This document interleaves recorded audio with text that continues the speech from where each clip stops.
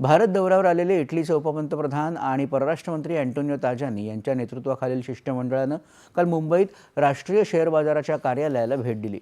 भारतात आल्यापासून आपण अनेक कंपन्यांचे उद्योजक, युवा तसंच मध्यम लघु उद्योजक आणि स्वयंउद्योगांची भेट घेतली। या सगळ्यांची चर्चा करताना भारतात अनेक संधी असल्याचं जाणवलं, असं ताजानी म्हणाले।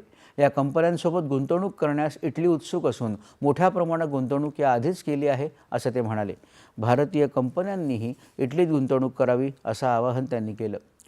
भारतीय अर्थव्यवस्थेत गेल्या काही वर्षात असलेला उत्साह परस्पर व्यापारासाठी पोषक आहे। इटलीतही अनेक आर्थिक सुधारणा झाल्या असून त्याचा लाभ उद्योजकांना मिळतो आहे। आमची बँकिंग व्यवस्था भक्कम आहे, असं त्यांनी सांगितलं। भारत आणि इटली दरम्यानचा व्यापार 2029 पर्यंत 20 अब्ज युरोजपर्यंत पोहोचवण्याचं दोन्ही देशांचं उद्दिष्ट असून परस्पर भागीदारीतून ते पूर्ण होईल, असा विश्वास ताजानी यांनी व्यक्त केला।